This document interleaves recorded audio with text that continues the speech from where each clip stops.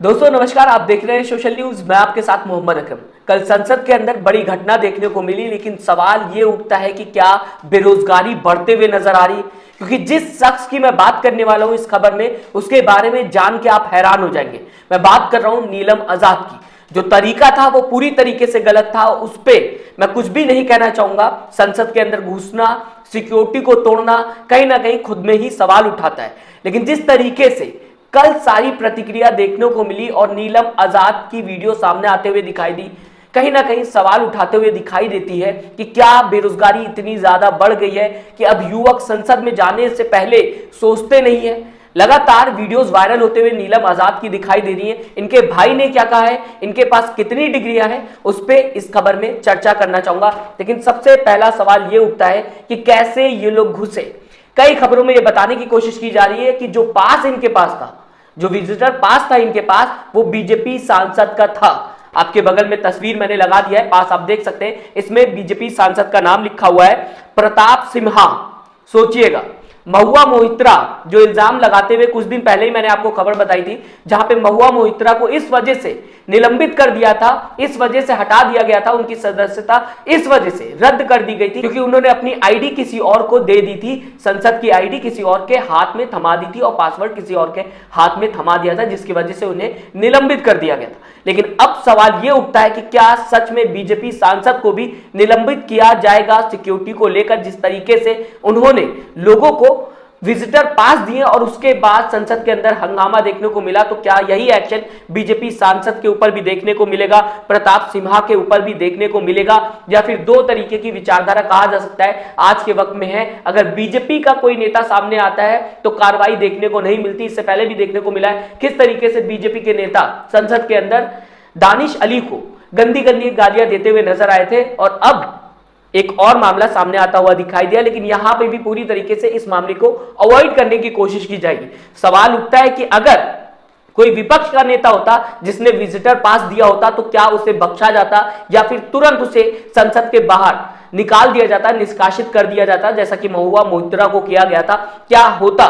या फिर इसी तरीके से जैसे कि आज जो पास देने वाला शख्स है उसको साइड हटाने की कोशिश की जा रही है, बीजेपी सांसद प्रताप सिम्हा को साइड हटाने की कोशिश की जा रही है। इस पे कोई भी न्यूज चैनल बात करता हुआ नहीं दिखाई दे रहा, और मुझे जहां तक का लगता है कि इस पे कोई भी एक्शन नहीं लिया जाएगा। अब बात करना चाहूंगा नीलम आजाद को लेकर। इनकी दो वीडियो सामने आते हुए दिखाई दी। सबसे पहले इन दोनों पे चर्चा कर लूंगा, जहां पे आप देख सकते हैं भारत सरकार अत्याचार कर रही है और बेरोजगारी का मुद्दा उठाते हुए दिखाई दी। सबसे पहले मैंने आपको बताया था इनके बारे में, मैं जब आपको इन्फॉर्म करूंगा तो आप हैरान हो जाएंगे।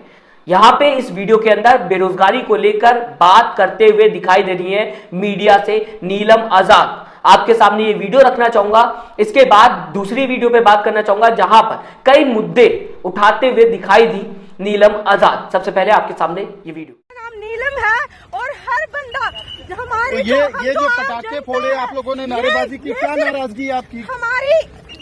हमारी भारत सरकार है जो हम पे ये अत्याचार हो रहे हैं, हम अपनी हकों की जो बात करते हैं, लाठीचार्ज करके हमको अंदर डाला जाता है, टॉर्चर किया जाता है, तो हमारे पास कोई माध्यम नहीं। कोई डायरेक्ट वजह है, कोई वजह है, किसी संगठन से हैं आप? नहीं, हम किसी संगठन से नहीं है, आम जनता है, स्टूडेंट है हम, क्योंकि हम बेरोजगार हैं।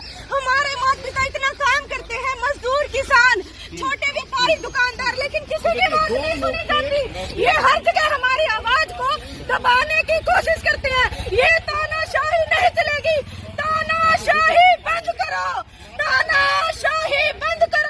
दोस्तों आज के दौर में जब बेरोजगारी को लेकर मीडिया खबरें नहीं दिखाती, ऐसे में नीलम और उनके साथी संसद के अंदर घुसकर हंगामा करते हुए नजर आए। और इस वीडियो में साफ पता चलता है कि नीलम बताने की कोशिश कर रही है, गरीब जब अपने बच्चे को पढ़ाता है तो कहीं ना कहीं चाहता है कि उसकी नौकरी लग जाए, उसका बच्चा कामयाब होता हुआ दिखाई दे, जो आज के दौर में नहीं होता हुआ दिखाई दे रहा है। इसी के साथ भारत सरकार का अत्याचार पर भी बात करते हुए दिखाई दी, तानाशाही बंद करो, इस तरीके के नारे लगाते हुए दिखाई दी। इसके बाद दूसरी वीडियो नीलम की आपके सामने रखना चाहूंगा, तानाशाही बंद करो। इसमें भी कहते हुए नीलम दिखाई दे रही है, जब मीडिया के सामने वो जाते हुए, जब उन्हें पुलिसकर्मी पकड़ के ले जा रहे हैं उस समय वो नारे लगाते हुए दिखाई दे रही, जय भीम के नारे लगाए, मणिपुर की बात करते हुए दिखाई दी। वही मुद्दा जिस पे मेन स्ट्रीम मीडिया पूरी तरीके से शांत हो जाता है, इजराइल चला जाता है, दूसरे देश चला जाता है, वहां पे कवर करता हुआ दिखाई देता। लेकिन अगर मणिपुर की बात की जाए तो यहां पर कोई भी पत्रकार, बड़े पत्रकार की बात करूं, वो जाना पसंद नहीं करता। इसी के साथ अगर बात की जाए महिलाओं पर अत्याचार बंद करो, इस तरीके के भी नारे जो है वो नीलम लगाते हुए दिखाई दी। आखिर में आपके सामने नीलम कितनी पढ़ी लिखी है, उनके घर वाले क्या करते हैं, हर एक बात रखूंगा। लेकिन चाहूंगा सबसे पहले आप इस वीडियो पे नजर डाल लें, जो छोटी सी है लेकिन आपको समझ में आ जाएगा मुद्दे क्या थे इनके, जो लोग लगातार संसद के अंदर घुसने की कोशिश कर रहे थे, जिन्होंने स्मोक बॉम्ब संसद के अंदर फेंकने की कोशिश की और फेंक भी दिया कहा जा सकता है। लेकिन इनके मुद्दे क्या थे, इस पे जरूर हमें ध्यान देना चाहिए। आपके सामने ये वीडियो।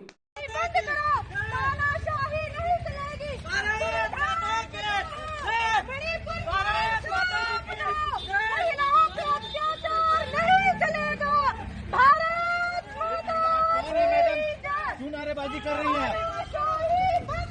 तानाशाही बंद करो, इस तरह के नारे लगाए जा रहे हैं यहाँ पे।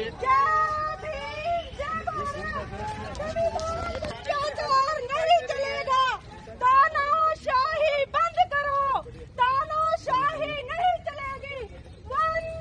संसद भवन के ठीक बाहर इसके कहा नारेबाजी। अब न्यूज 24 का एक हाईलाइट भी आपके सामने रखना चाहूंगा। नीलम को लेकर न्यूज 24 बताता हुआ नजर आ रहा है कि कितनी ज्यादा पढ़ी लिखी नीलम है।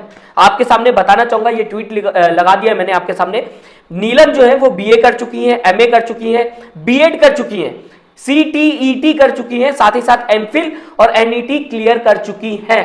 ये सारे जो डिग्रियां हैं, इसके बाद भी इंसान बेरोजगार है, तो सोच सकते हैं आप उसके ऊपर कितना ज्यादा प्रेशर होगा। कहीं ना कहीं वो मेंटली जो है वो टॉर्चर होता हुआ दिखाई दे रहा होगा। इतनी पढ़ाई करने के बाद भी आज नौकरी नहीं मिली है, तो कहा जा सकता है नौकरी, बेरोजगारी लगातार देश में एक मुद्दा बनता हुआ दिखाई दे रहा है। लेकिन मेन स्ट्रीम मीडिया अगर इसे कवर करे तो शायद जनता को पता चले कि देश के असल मुद्दे क्या है। आपके सामने नीलम के भाई क्या कहते हुए नजर आए, आपको बता दूं, नीलम के पिता की अगर बात की जाएगी, उनके पिता हलवाई है, साथ ही साथ उनके दो भाई की अगर बात की जाए वो दूध का कारोबार करते हैं। आपके सामने नीलम के भाई क्या कहते हुए नजर आए, रखना चाहूंगा, सुन लीजिए। इससे आपको सारी इंफॉर्मेशन नीलम की पता चल जाएगी, कितनी पढ़ी लिखी है, घर की स्थिति क्या है और पढ़ाई कैसे की होगी, हर एक बात आपको समझ में आ जाएगी। और आज ये जो प्रोटेस्ट देखने को मिला इन लोगों की तरफ से, इसकी मेन वजह भी आपको इस वीडियो में समझ में आएगी। आपके सामने ये वीडियो रखना चाहूँ। कौन सी क्लास में पढ़ती है वैसे, कितना पढ़ी लिखी है? वो BA, MA, BEd, STET, CTET, MA, MPhil, NET qualified है उसका सर। अच्छा, बेरोजगारी की बात उन्होंने कही तो घर पे इस तरह की बात करती थी, बेरोजगारी का मुद्दा है। आज भी उन्होंने संसद में यही कहा कि बेरोजगारी का तो सर उन्होंने कई बार मुद्दा उठा लिया। जैसे यहाँ पे किसान आंदोलन में भी गई थी, वो उनके साथ ही थी, किसान आंदोलन में भी किया उन्होंने। तो सर बेरोजगारी तो है ही, आपको ही पता है। तो और परिवार में कौन कौन है, क्या करते हैं? बड़ा भाई है, मेरी वाइफ है, मेरी माँ है, मेरे पिताजी हैं। क्या करते हैं काम काज? मेरे पिताजी हलवाई हैं। आप क्या करते हैं? मैं दूध का काम करता हूँ। और दूसरा भाई? वो भी दूध का काम करता है। अच्छा, तो ये जो इस तरह का प्रोटेस्ट हुआ तो उनका मन में टीस दिखी थी बेरोजगारी को लेकर कि एक बड़ा मुद्दा है उनको लेकर? ये बेरोजगारी का तो बड़ा मुद्दा है, ये तो पता था हमसे। दोस्तों, मैं लगातार आपको खबरें बताता रहता हूं। मैंने कई बार देखा है दिल्ली की सड़कों पर बेरोजगारों को घूमते हुए, बेरोजगारों को प्रदर्शन करते हुए, लेकिन इस पे मेन स्ट्रीम मीडिया कभी भी खबर नहीं बताती। ऐसे ऐसे लोगों को देखा है जिनके माँ बाप ने पूरी दौलत लुटाकर अपने बच्चों को पढ़ाने की कोशिश की है। वो चाहते हैं कि आज उन्हें नौकरी मिल जाए, शायद इसी वजह से दिल्ली की सड़कों पर लगातार प्रदर्शन करते हुए नजर आते।